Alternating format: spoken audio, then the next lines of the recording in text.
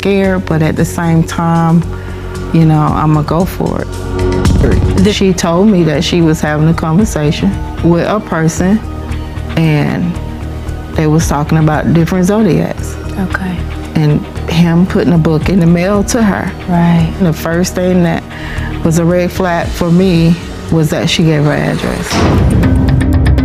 And Alexis's cousin and aunt said Alexis also mentioned a van following her and that she was nervous she wouldn't make it to her birthday just a few weeks later.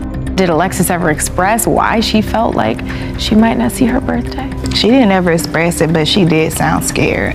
She sounded very scared, Okay. like she knew something was gonna happen to her. And we just don't know what or why. She talking about some, well, my last 5 exes within the last 7 years, they died.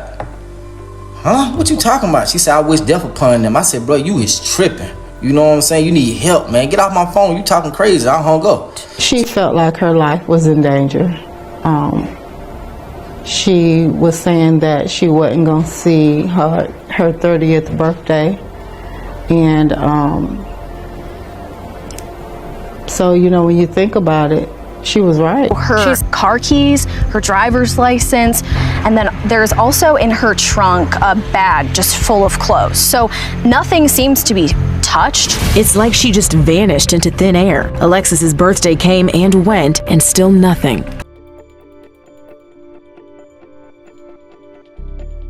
Wednesday night, January 26, 2022. A neighbor's Ring doorbell camera in Greenville, South Carolina captures something strange. A woman standing outside the door holding what looks like a digging tool. And the first thing she said was a confession about practicing something most people don't talk about out loud. Hey, it's your neighbor upstairs. What's up?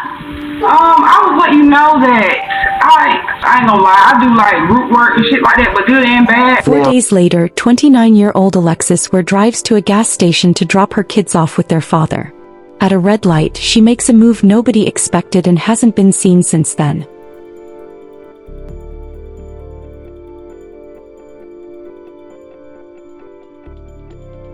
Alexis Dyshee Ware was born on March 11, 1992. At 29, she'd built a life in Greenville, South Carolina that looked like it was heading exactly where she wanted it to go. She worked as a hairstylist and makeup artist from her home studio in Rocky Creek Apartments. On social media, she went by Lex Goddess. She was cultivating her brand, posting content, and building something real. What stood out most was how she centered her life around her children.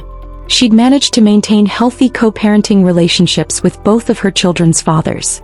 She understood her kids needed stability and she made sure they had it. TJ Patterson came into Alexis's life through a DM and they connected immediately. She posted about him on social media, talking about what he meant to her and how happy she was. He showed affection right back, posting about her on his pages.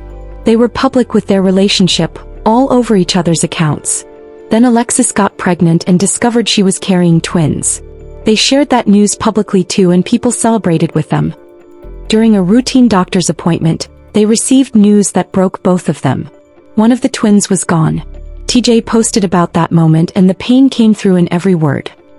When their son was born on January 5, 2020, TJ called him Twin in honor of the baby they'd lost. She was now a mother of 2. A 9-year-old daughter named Naomi from a previous relationship and her son with TJ. But their relationships didn't last. By October 2021, TJ moved out.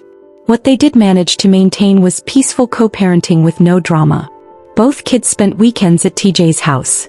His family had embraced Naomi too, treating her as part of the family even though she wasn't biologically his. At some point, Alexis became involved in root work. Also called hoodoo, it involves using herbs, roots, or personal items for certain practices. When Alexis spoke about it, she said she practiced it for dual purposes. In the early hours of January 24, 2022, TJ Patterson's phone rang. Alexis was on the other end. She knew he had work in the morning, but she needed to tell him something right then. She reportedly told him that her last 5 exes within the past 7 years had passed away, and said she had wished it upon them. After that call ended, Alexis started sending him some really concerning pictures with explanations about what they meant. Me and Lex been separated. You feel me? I left Lex. Lex didn't leave me. You feel me? So boom, I left off and up there around about October. You know what I'm saying? I don't know. She was dealing with some kind of spiritual root shit. I don't know what was going on. She was just been talking outside her head. You know what I'm saying? So Tuesday night, 1:30 in the morning, she called me out. She called, wake me up, talking about some TJ. She say, I know you sleep. I know you got to work in the morning. She say, but let me tell you something right quick. I'm like, what you talking about, Lit? What's up?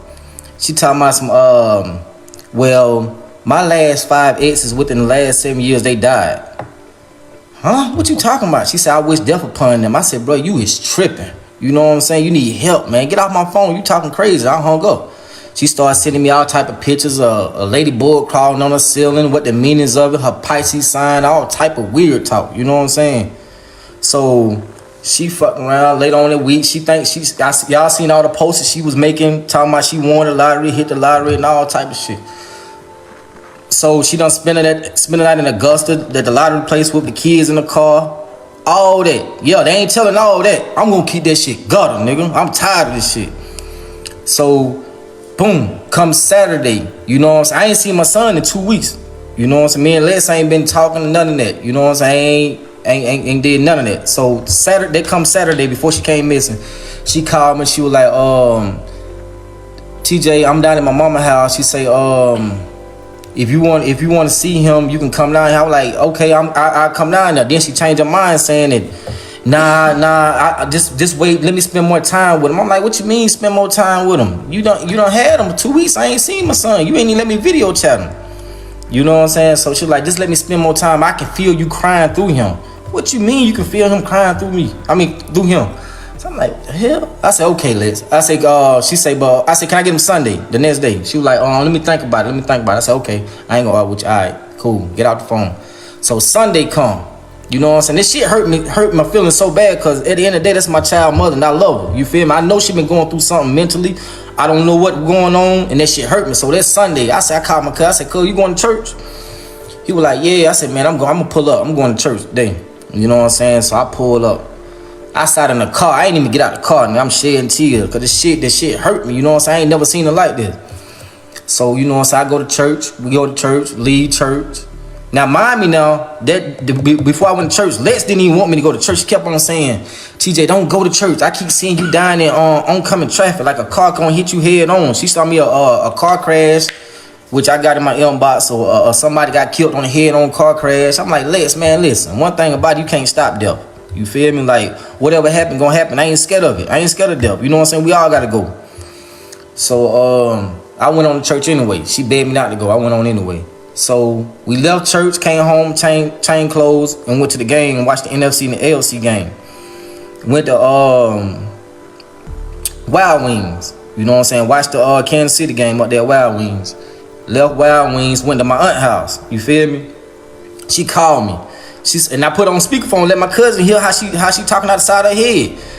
So she got there, she was like, she said, where you at? I said, I'm at my aunt's house watching the game. So she was like, well, come and meet me on 29 at 7-Eleven where you get the kids. She said, I'm about to run out of gas. I got like 3 miles left. I said, okay. So as she talking, she like, TJ, watch out for these cars. Watch out for a white car, gray car, black car. Now, mind me, now I'm like, okay, so I put on speakerphone, let my cousin and everybody hear. So I'm like, okay, I'm on my way. So my cousin like, boy, go get your son, boy. So I was like, shit, I say no more. I doubt no more. We left. I pull up at 7-Eleven. You know what I'm saying? She's sitting at the gas pump. I get out, go in the car. Go in the stove. I pump 35 in her gas tank, and I put 20 in mine. I come back out, get my son out the car. You know what I'm saying? She asked me, could Naomi go with me, her daughter? I was like, yeah, she can go. So I was like, she said, okay. She said, TJ, watch out for this car. She kept pointing at cars, like white car, black car, gray car. She said, watch out for these cars. She said, matter of fact, don't stop at no red lights. So I'm like, man, what you mean? I said, babe, you need help. You need to get some help. So I'm like, she was like, she know, TJ, I'm telling you. She's like, give me a hug me. So I hugged her. You know what I'm saying? The hug didn't feel right. Something wasn't right. So I got there and hugged, got in the car, and I pulled off. For y'all, the one that's in Anderson, I turn on Amity Road, as I passed Welfare Church, I barely passed Welfare Church, and she got dang on. She sped around me, bus right going down Anderson Belton Highway. So I just started calling. I'm like, where the hell she going? She supposed to been following me to my mom's house, but she said she was going to her mama's house. So I'm like, damn, what? I started calling. I called about 3 times. She cut the phone off. So I go to the house. You feel me? I'm going to the house. So goddamn I call her mama. I'm like, man, you talk to Liz? She supposed to be coming down there. She was like, nah, I ain't talk to her. She said, so she like, I like, man, she got the phone off. I got the kids. You feel me? So I'm like, she say, okay, I'm finna call her now. So she started calling on Facebook. Calling. Ain't get no response. We hear nothing else no more. I ain't hear nothing else. You feel me? 2 days after that phone call, a neighbor at Rocky Creek Apartments noticed Alexis in the backyard area. She was either burying something or digging something up. A box. When Alexis realized someone had seen her, she went to that neighbor's door to explain herself. The neighbor chose not to open the door and instead spoke to Alexis through their Ring doorbell camera. The first words out of Alexis's mouth were a confession about root work. She told the neighbor she practiced it, both good and bad.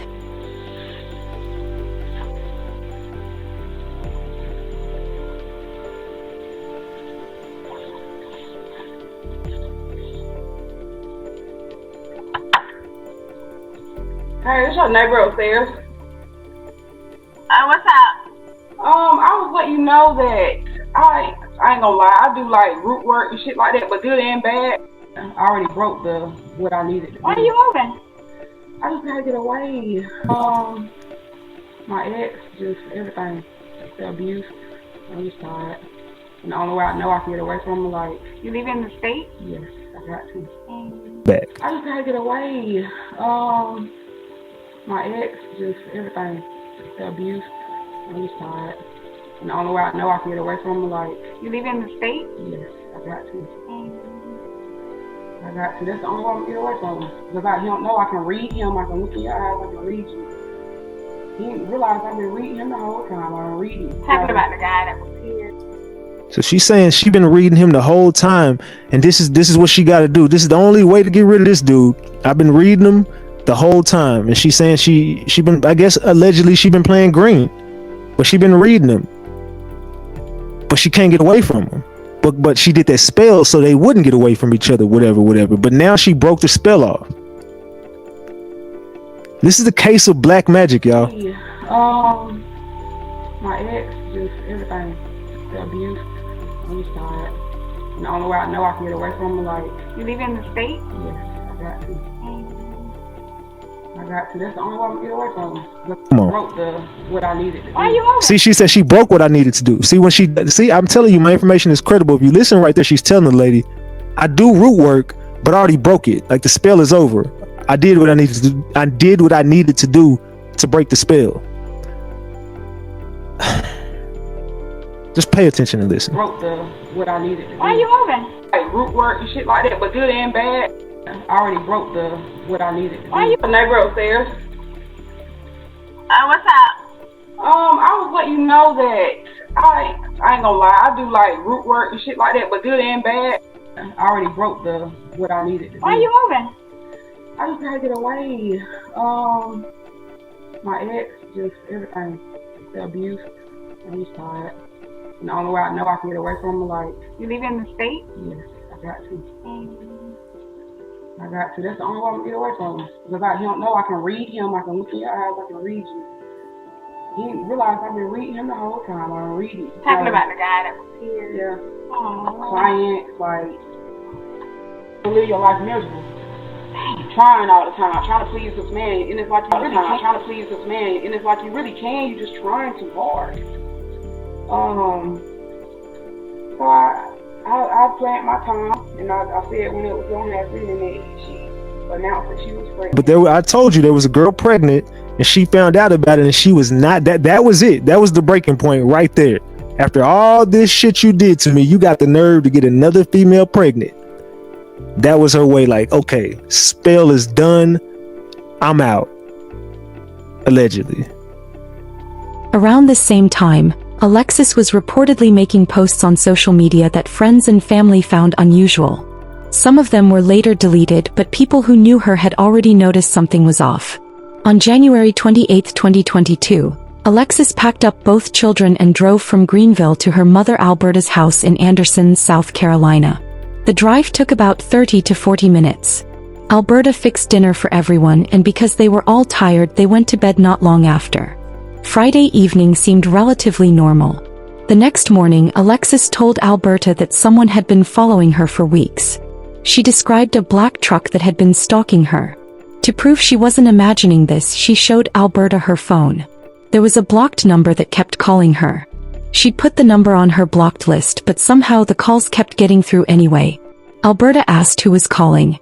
Alexis didn't give details or a name, but called the person the devil. Then Alexis told her that she didn't think she would make it to her 30th birthday, which was less than 2 months away. She felt like her life was in danger. She was saying that she wasn't going to see her 30th birthday. And so, you know, when you think about it, she was right. Anyone who knew Alexis knew how much she loved celebrating her birthdays. For her to say she wouldn't make it to 30 sounded less like worry and more like a premonition. When Alberta asked her why she would say something like that, Alexis only responded that she just knew. Family members mentioned that in addition to the black truck, Alexis had talked about a van following her too. That same Saturday, Alexis called TJ. She initially told him he could come to Anderson to see their son at her mom's house. Then she changed her mind, saying she wanted to spend more time with him first. TJ hadn't seen his son in 2 weeks at that point, and Alexis hadn't been allowing video chats either. He could hear the distress in her voice and sensed through the phone that something was deeply wrong. So he agreed to wait. On January 30th, 2022, Alexis called TJ again. This time she told him she was having visions. She kept seeing him in a car crash and begged him not to go to church, repeating it over and over.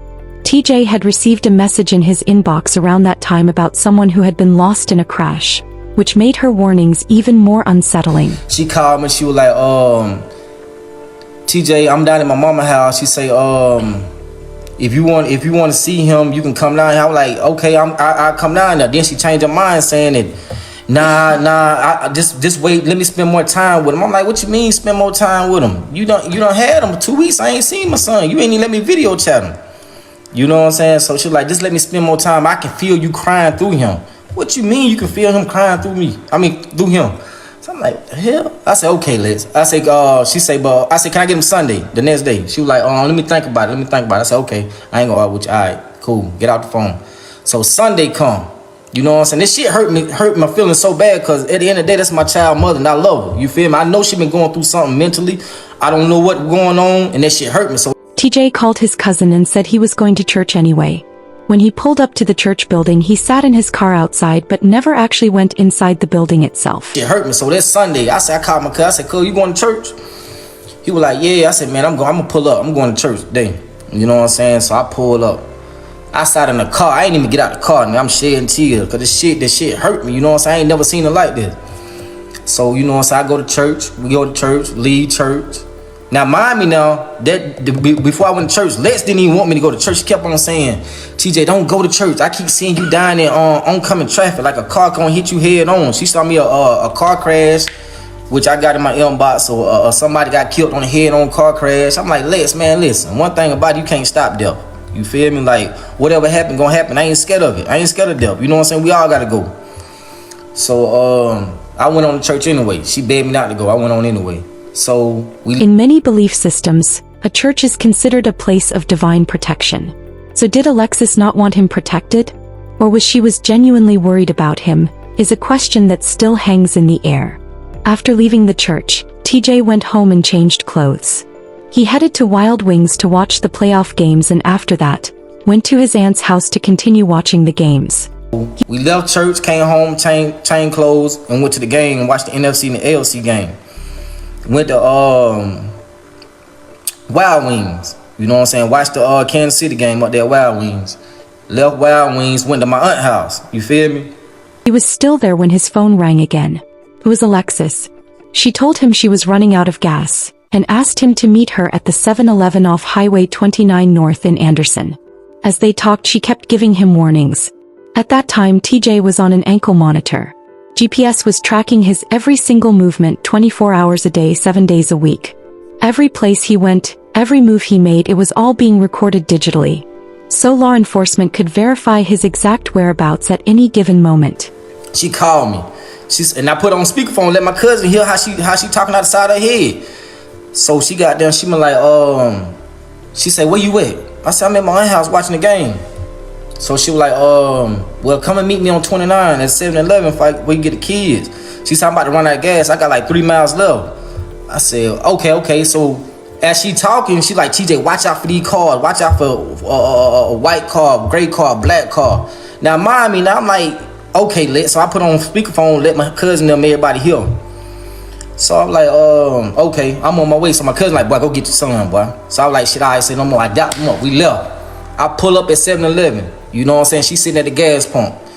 Earlier that evening, before heading to meet TJ, Alexis had video called her mother Alberta when she got back to Greenville. The meeting at the 7-Eleven happened sometime between 7:30 and 8 o'clock that evening. Surveillance cameras at the gas station captured the entire exchange, though the footage has not been released to the public. When TJ pulled up, Alexis was already there, sitting at the gas pump in her red Honda Accord, and both children were in the back seat. TJ had assumed he was just picking up his son for the week. That was the plan. He got out of his car and walked to the pump. He filled Alexis's tank, putting $35 worth of gas in her car. Then he put $20 in his own. As he was getting his son out of Alexis's vehicle, she asked him if Naomi could go with him too. So he said yes. While all this was happening, Alexis kept pointing out cars in the parking lot and on the road, telling him to be careful, and kept repeating these warnings. He got in his car with both children. The plan, as Alexis had described it, was simple. She would follow him to his mother's house. So they left the gas station in their separate vehicles. TJ turned onto Ebony Road, drove past Welfare Church, and headed in the direction of his mother's house. When they came to a red light, Alexis was supposed to be right behind him. Instead, she drove around his car, went around him completely, and sped off going toward Anderson Building Highway. That was the opposite direction from where she was supposed to be going. TJ immediately started calling her multiple times. Each time, Alexis cut the phone off. He drove to his house with both children and called Alberta, Alexis' mother. Alberta said she hadn't heard from her daughter, and started trying to reach Alexis on Facebook. Hours went by. Then those hours turned into a full day with no word from Alexis. At 8:15 that night, cell phone records from Verizon showed Alexis's phone detected in Anderson, about 30 miles from the 7-Eleven. Later that evening, highway cameras picked up her red Honda Accord in Augusta, Georgia. That's over 100 miles from Anderson. She drove all the way to Augusta, then came back to South Carolina that same night. After that, her phone went completely dark. 3 days passed without anyone hearing from Alexis. Then in early February, a property owner in McCormick County, South Carolina, saw a vehicle they recognized and called the authorities. The location was rural, an area known for deer hunting. The car was parked there on a dirt road about 70 miles from that 7-Eleven where Alexis had last been seen. Her red Honda was covered in mud. Investigators approached the vehicle and found something both telling and troubling. All her belongings were still inside the car. Her phone, purse, ID. There was even a bag of clothes in the trunk. Outside the vehicle was the black hair bonnet she'd been wearing that night at the gas station. But Alexis wasn't found. The vehicle was treated as a potential crime scene while they tried to determine what had happened. Search teams mobilized quickly. They combed through acres of land around the area where the car had been found. Searched through woods, fields, checking every possible location where Alexis might be. But they found nothing. Multiple agencies became involved. The Anderson County Sheriff's Office took the lead on the investigation, but other entities were brought into the loop. The SLED, the FBI, the Attorney General's Office, even Homeland Security. All of them were made aware of the case details. After Alexis disappeared, an activist named Tracy who was assisting with search efforts went to Rocky Creek Apartments to check the area. Tracy confirmed that the ground in the backyard looked disturbed, like something had been dug up or buried recently. But the box Alexis had been handling that night was never found. Nobody knows what happened to it, what was inside it, or who might have taken it. Tips started coming in. People reported seeing Alexis in Greenville County. but none of those sightings were ever confirmed. More reports came from Lexington County, with people claiming they'd seen her in other states. On families like mine who are left in limbo without the ability to swiftly and effectively pursue justice for our missing loved ones. This is the Alexis Ware Act. The proposed bill would allow families of missing people to request the state law enforcement division take over an investigation if their loved one is not found after a year. The Alexis Ware Act was born out of a desire to address gaps in our current system and to provide families like Alexis with hope, resources, and the support they deserve. The bill was written after Ware's mother asked SLED to take over her daughter's investigation from the Anderson County Sheriff's Office. SLED replied saying they could only investigate if requested by a solicitor, Attorney General's office, or a law enforcement agency. We've tried to get the FBI involved, the Attorney General's office involved. All these different agencies we've tried to get involved, we wasn't able to. And this case has gone stagnant. No information. This family hasn't received anything. Ware's family is hopeful that if the Alexis Ware Act becomes law, they and other families can receive answers and justice for their loved ones. This bill is about more than Alexis. It is about creating a framework that benefits our entire state. It ensures consistency, accountability, and hope for families in their most vulnerable moments. Investigators followed every single lead, but nothing solid materialized. There was no confirmed sighting of Alexis Ware after she drove away from that red light. During this time, Alberta started receiving messages that added cruelty to an already unbearable situation. Anonymous people reportedly contacted her claiming they had Alexis, demanding $200 for her release. Another message reportedly told Alberta to go ahead and plan her daughter's funeral. Investigators looked into these communications and determined they were most likely extortion attempts. While investigators were working and the family was desperately trying to find answers, TJ Patterson's name was everywhere and none of it was good. People on social media started accusing him, saying he must have done something to her. Despite all of this, TJ showed up to every search party. There was another person who could verify TJ's account, Naomi. What she described matched exactly what TJ had said happened. Police told Alexis's family that everything TJ had told them checked out. The ankle monitor data confirmed his location. While TJ was being publicly accused and having to defend himself, there was something Alberta knew that she hadn't immediately shared with investigators or with TJ. Alexis had allegedly been involved with another man. According to what came out, this man was obsessed with her. Alexis had reportedly even sent messages to TJ at some point about this man, asking TJ not to share them publicly. TJ questioned why this detail hadn't been given to police immediately. Why had it taken so long for this to surface? Who was this mystery man? To this day, his identity hasn't been revealed publicly. On January 30th, 2023, TJ posted, "It's sad I had to take a lie detector test just to prove my innocence when I know and God knows I had nothing to do with this situation. The ones that know me know I wouldn't dare hurt something I love. It's just messed up. I took all the slander and accusations to the chin when I'm lost like everyone else is. I just pray we find answers." On that same day, the Anderson County Sheriff's Office made an official public statement. TJ Patterson was officially cleared as a person of interest in Alexis Ware's disappearance. After a full year of accusations, harassment, and having his name dragged through social media, he was no longer considered a suspect. In December 2023, TJ wrote, "Lex, my Lex, it's been a minute since I last posted or said anything about you, but girl, I'm not going to lie, I miss you like crazy. One of the reasons why I don't post is because of mixed emotions. Sometimes I don't know what to think. The dream I had last night felt so real. I just want answers, Lex. It seems the police have given up on you, or as they say, it's a publicity stunt. But there's no way you will be gone this long. I try holding on to faith, but at times I feel that's going away. It's been almost 2 years, something ain't right. Our son is 4 years old now, baby mama. I didn't sign up to be a single parent. I didn't sign up to be in court fighting custody battle for my son. I know for a fact if he was here I wouldn't be going through none of this because you know what type of father I am. I just want answers, baby mama. It's always justice for Lex." The years kept passing with no resolution. Alexis's brother Travis became increasingly frustrated with how the investigation was being handled. In July 2025, he posted asking for help.